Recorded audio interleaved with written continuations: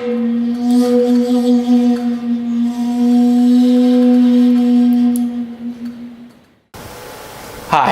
I'm John DeArmor with the Coquille Valley Sword Group, and today we're talking about Article 22. So, let's begin. Article 22, the perception of the gap in the rhythms. Whether fast or slow, your opponent always moves in a particular rhythm. The perception of the gap in the rhythm means to see through the gap in your opponent's rhythm, or to cause it and then use your own effective rhythm to attack him. If an opponent has a slow spirit, you should, at close proximity, without moving your body, without showing the beginning of your sword stroke, with a free spirit of the void, strike quickly. This rhythm is Ippyoshi. If an opponent is impatient, you should imply with your body and spirit that you wish to attack him immediately. And when he responds with an attack, you should strike him after his movement. This rhythm is called Ni-no-koshi. Munen-muso means always holding your body prepared to strike, but at the same time holding back your spirit and your sword. As soon as you see an opening in the spirit of your opponent, you should strike him strongly with a free spirit of the void. This rhythm is called Munen-muso. There is also Okure-byoshi. This rhythm means that when your opponent tries to block or parry your sword, you should, with a quite slow movement, keeping your spirit stagnated in it, cause the intention of your opponent to fail and take advantage of the consequent opening and strike him. This should be carefully practiced. So, what we're talking about here is rhythm and timing, obviously. Rather than speaking of timing in terms of initiative order, like Ken-no-sen, Tai-no-sen, Tai-no-sen, Musashi here is talking about the rhythm in which people move. In other words, the sort of ti-dum, ti-dum, ti-dum kind of rhythm that people fight in. He lays out 4 basic methods of taking advantage of rhythm in this document. So let's look at them. Actually, before that, let's talk a little bit about the idea of rhythmic movement in combat. First, humans are rhythmic. We move with rhythm, we act with rhythm, we even think with a kind of rhythm. Some people's rhythm is fast or slow, and a person's rhythm can change based on sort of their internal state, or as a result of a kind of an affect, a manual change in control of it. Now, there's this notion in martial arts, I think popularized by kind of this Bruce Lee mentality, that rhythm is a bad thing, and that anyone who wishes to become truly excellent should fight outside of rhythm. This, I think, is a gross misunderstanding.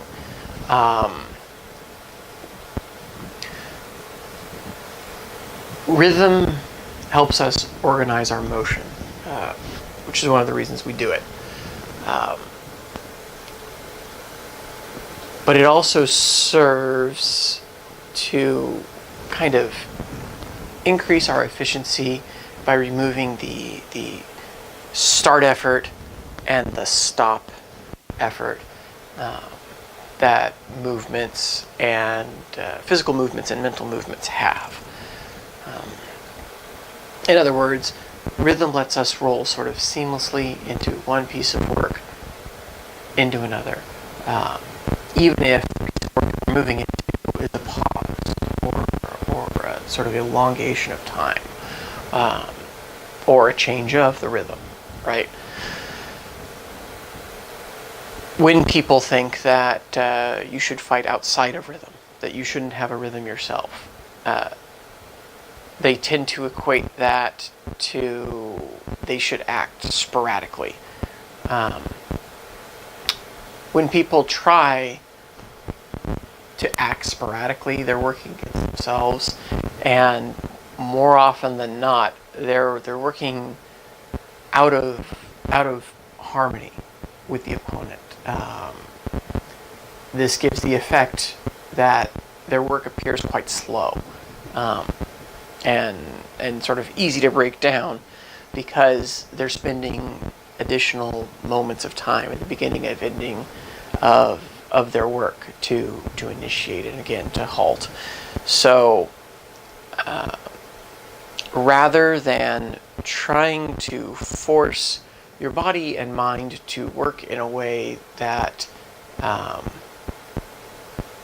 you simply can't do efficiently, and that works against their sort of natural method, it's better to, Musashi's opinion at least, or the opinion of our style, to make your rhythm effective in relation to the situation that you're in. This means first being aware of your rhythm, being aware of the rhythm of your opponent, being aware of the sort of larger rhythm of the entire interaction, and of course this can get bigger and bigger, the rhythm of your entire life, the rhythm of the country, the rhythm of all people in the world, yada yada yada, on and on. To be able to refine your rhythm so that you can use it as a tool that is a benefit rather than something that's happening without you thinking. So we could use breathing as an analogy. Most people breathe without thought, right? When they're calm, they breathe slow. When they're agitated, they breathe quickly, right?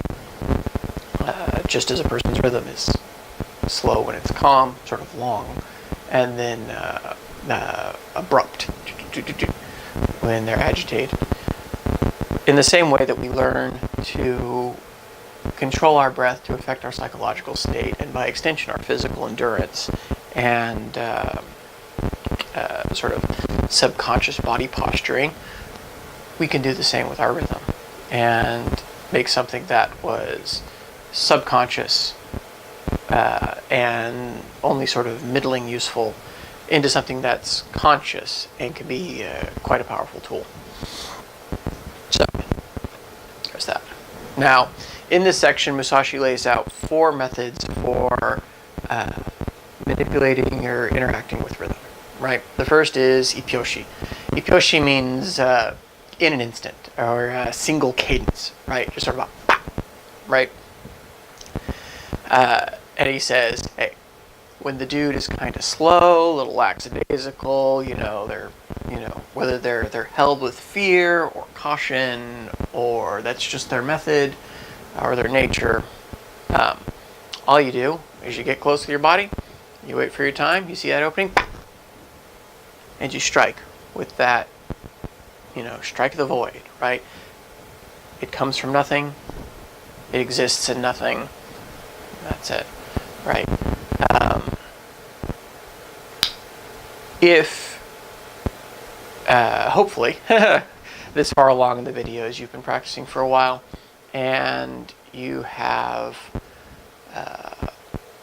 hopefully been able to experience this striking from the void, where your body is held in position, whether it's in motion or not, your internal body is held into position, and you see the work, and it just comes, right, without effort, without intention, without sort of convoluted plan, right? It just comes, boop, and does the work, and that's strike at the void, right? In the second method, Ni-no-koshi. In this instance, this means the passing rhythm of 2 phases, or the passing cadence of 2 phases, 2 parts, right? Sage says, hey, the dude's impatient, he's kind of swinging at you, kind of doing his thing, he's in a hurry. What you need to do is convince him that you're attacking, right? Whether you're applying just some seme, whether you're sort of moving the shadow, like you and you come in and you let him know that you're going to, and he's going to strike at you, right? Because he's sort of jittery. He swings, and you come in, second phase, and hit him afterwards, or wherever. It doesn't need to specifically be kote, or to the wrist. It can be wherever. The idea here should be pretty simple, right? They're out of control, and you just let them go on pass and take them. It's very direct, very easy. Now, this Ni-no-koshi in the Goren no Sho, most translations will say that this is the abdomen timing of 2, or the hip or small of the back timing.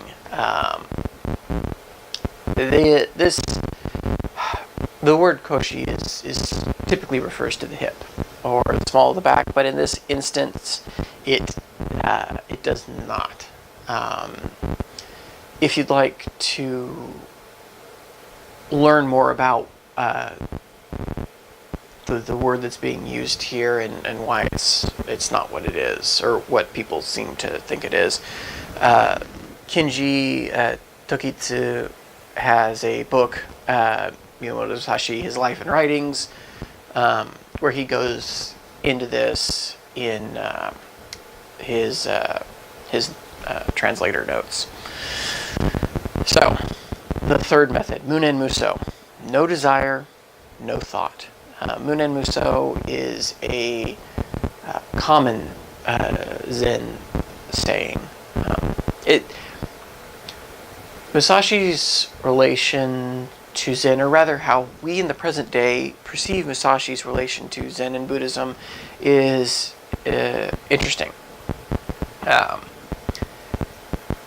At kind of a base level, people, because he says at the beginning of the Goren no Sho, I haven't used the words of the old books or of religion to write this, these are my own ideas, boom, boom, boom, boom. People assume that there's no connection with religion. And of course, anyone who's familiar with Buddhism or Shintoism even can clearly see that there is a very strong influence, specifically from Buddhism.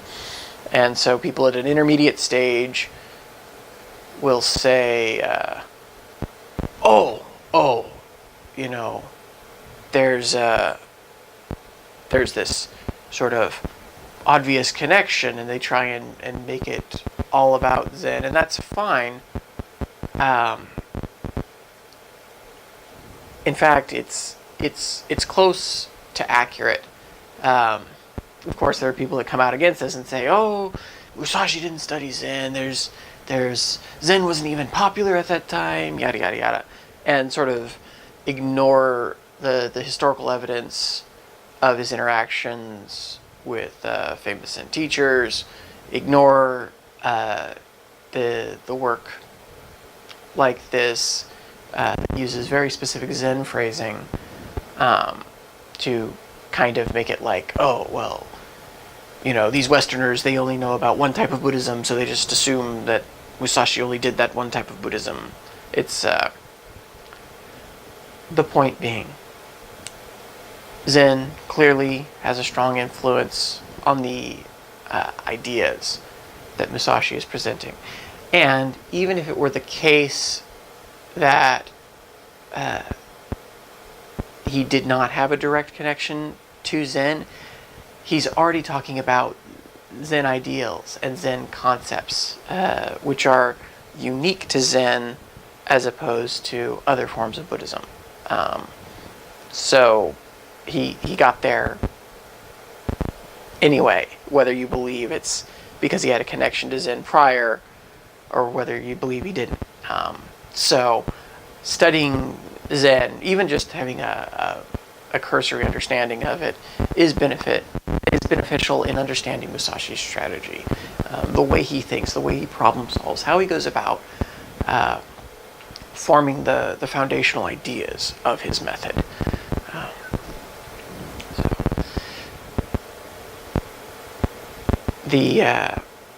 Munen-muso, right? What does it mean in terms of the perception of gaps that he's talking about? He says, if you want to be able to take advantage of these spaces of time, right? What are these spaces of time, right?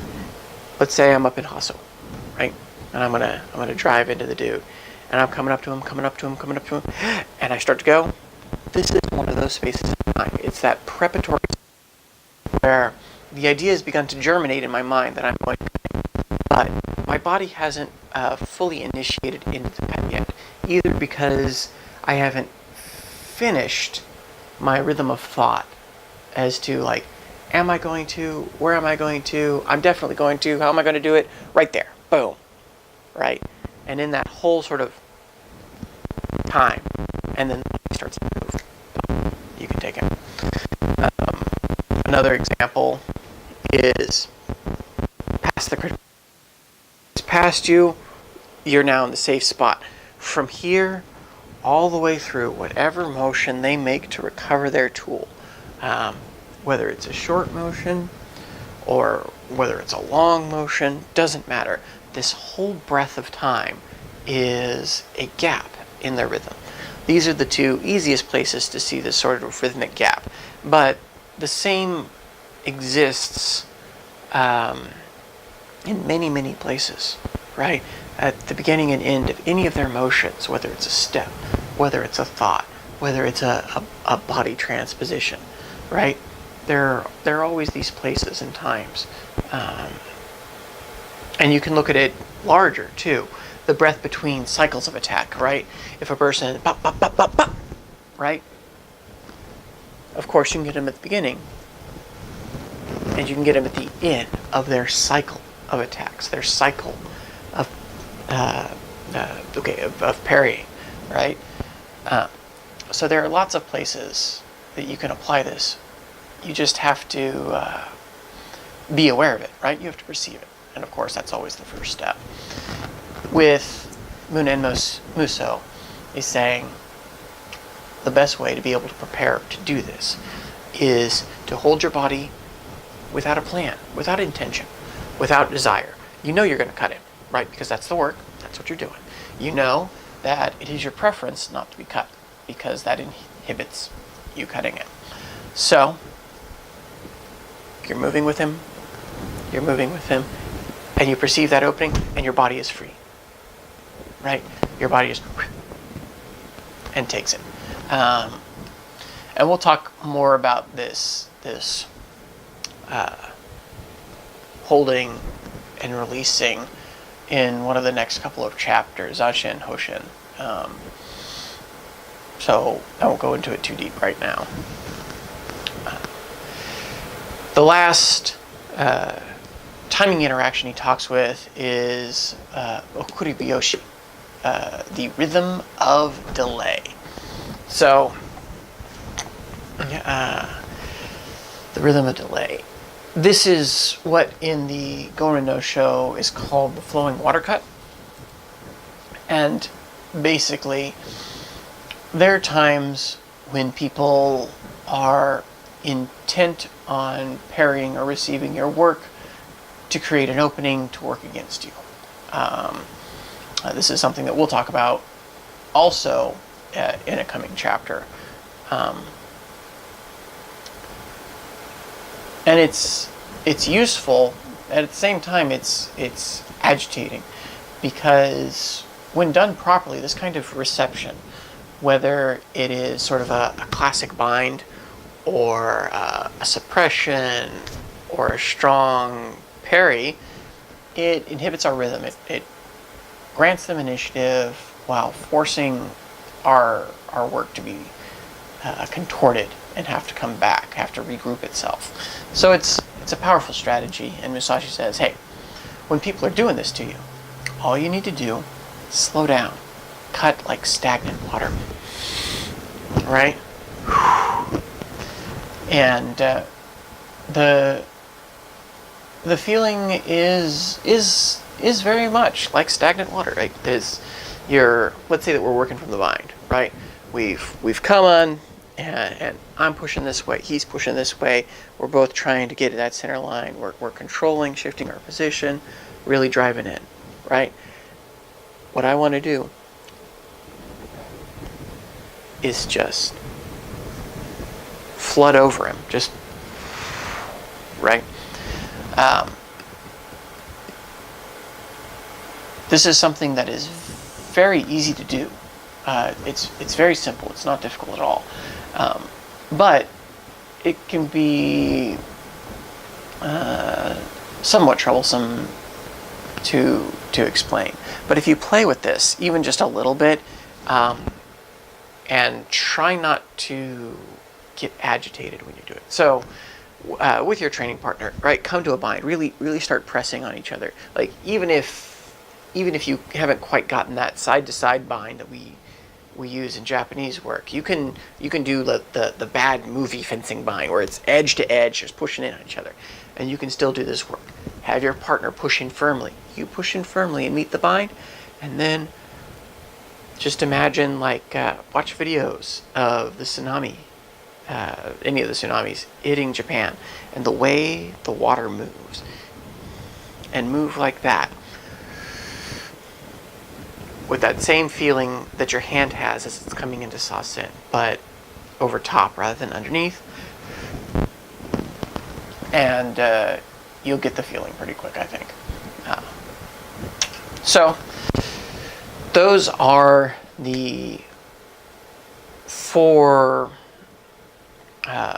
examples of working with timing. It's really 3 examples and then how to hold your body to do the work, but we'll leave it as it is. As always, if you want to understand this work, you have to pick up a sword and go train.